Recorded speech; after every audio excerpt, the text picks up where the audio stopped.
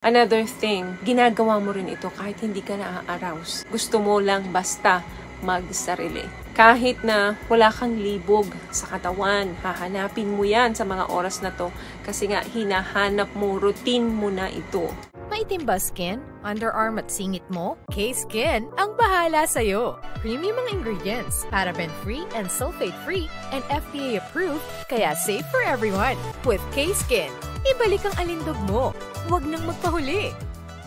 Hi guys! Welcome back to our channel. Kamusta po kayong lahat? Sana ay nasa mabuti po kayo. At sa mga hindi pa po nakakakilala sa akin, my name is Cheryl Ting. At kung bago lang po kayo sa channel na to, pwede po pong makahingi ng isang favor to please consider to subscribe dito po sa ating channel. And also, huwag niyo na rin po sanang kalimutan i-like and follow ang ating Facebook page official and also ang ating TikTok account, Cheryl Ting. Maraming salamat po. And for today's video, is another concerned video po. Ang sabi niya is, Good day, Miss Cheryl. I've been your follower for over a year now.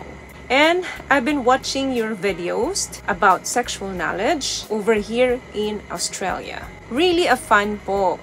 Although, I would like to request for you to do a video regarding porn addiction and excessive masturbation. Kailan po ba malalaman na sobra na ang panonood ng porn at sobra na ang pagjajack? Okay, ano ba ang addiction na itinutukoy niya dito? The term masturbation addiction is used to refer a tendency to excessively or compulsively masturbate. Sobra sa nakagawian, sobra sa nararapat lang. Sinabi pong addiction, nandito yung strong physical or psychological need or urge to do something or use something. So that means, dependence ka pwedeng sa substance or sa activity. Kahit na alam mong makakasama sa'yo or may impact sa pang-araw-araw na buhay mo, still, ginagawa mo pa rin ito. Kaya may mga pag-aaral po na kapag in-apply natin ang salitang addiction sa pagsasarili, hindi dapat ito addiction, dapat ito ay compulsion. Dahil hindi naman ito substance katulad ng alak. May mga pag-aaral po na ang addiction sa pagsasarili ay recognized as a mental health condition. Di po ako ang nagsabi niyan. That is according to my research. Doon sa pinaka-concern mo na paano mo malalaman kapag sobra na ang iyong pagjajak. Number 1 dyan, kinakain na yung oras at energy mo nito para lang magawa mo yung pagsasarili mo. To the point na uuwi ka galing trabaho kahit na meron ka pang ibang appointment, ipagpapaliban mo yun. Or minsan naman nahanap ka ng pwesto para lang gawin mo ito kasi nga naging routine mo na. Or hinahanap-hanap na ng katawan mo. So, kinukuha na nito yung maraming time and energy mo. Number 2, na sobra na or nahuhumaling ka na sa pagsasarili. Yung personal life mo, yung trabaho mo, nagsasuffer na. That means, pina-priority mo na ito. Kung madalas ka nang nalilate sa mga meetings mo, nagka-cancel ka na ng mga mahahalagang appointments para lang makapagsarili ka.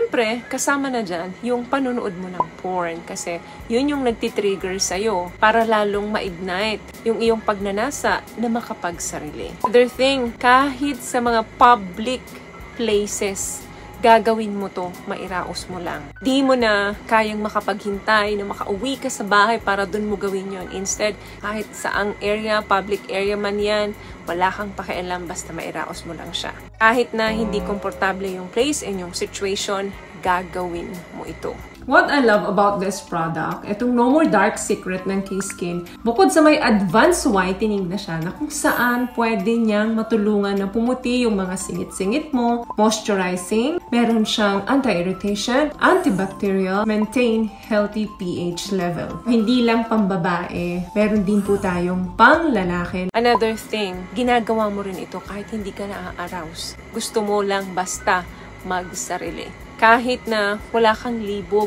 sa katawan, hahanapin mo yan sa mga oras na to kasi nga hinahanap mo, routine mo na ito. So kung ginagawa mo yan 2, 3 times, 4 times pataas sa isang araw, yan po ay maituturing natin na pagkahumaling mo na dito sa activity ganito. Another thing, kapag nakakaramdam ka ng negative or anger or anxiety, nai-stress ka, nalulungkot ka, ang tanging respond mo dito ay magsarili. Para maibigay yung comfort na kinakailangan mo. So, ang comfort zone mo is masturbate. Yes, minsan nakakaramdam ka pa ng guilty dyan pagkatapos mo magsarili, but still, palagi mo pa rin ginagawa kahit na minsan ayaw mo. You really find it difficult to stop thinking about masturbation. So that means, umiikot na talaga yung buhay mo rito. Parang nagiging part-time mo na lang is yung trabaho mo, yung mga social friends mo, or yung pakikisalamuhan mo sa family mo. Alam nyo guys, ang pagsasarili, meron naman talagang health benefits yan sa katawan natin. Makakatulong yan para mapababa yung stress natin at ma-lift yung ating mood. Pagkatapos na gawin yan, nakakaramdam tayo ng relaxation and we feel better after pagsasarili. So, yun nga lang, kapag compulsive na yung ating sexual behavior, so possible na may imbalance na of natural brain chemicals, kaya importanteng magpatingin sa doktor at ipaalam sa doktor kung ano talaga yung nangyayari sa inyo. So, kailangan ba talagang mag-seek ka ng tulong sa mga professional? Yes, sa iba po, kaya naman nilang solusyonan ito without help ng mga professional, but some, hindi talaga kaya. Kinakailangan talaga ng assistant ng mga professionals. Bottom line ng topic natin is compulsion man yan or addiction man yan. It's important to remember na ang behavior na ito ay treatable po, meaning nagagamot. Yung mga trained therapists natin can work with you, and especially yung loved ones natin, yung support nila, kailangan din yan para ma-overcome mo yung mga unwanted behavior and ma-improve mo yung buhay mo. Mas magkaroon ka ng quality life. So I hope nakatulong ang mga tips na napag-usapan natin dito ngayon. At kung nagustuhan niyo po ang ating video, please give it a thumbs up, comment down below, and also share this video na rin po sa mga kaibigan na sa tingin niyo matutulungan ng video natin. Once again, palagi po kayong nag-iingat at palagi po kayong manalangin. Thank you guys for watching and see you in our next one. Always love yourself and be a blessing. Bye!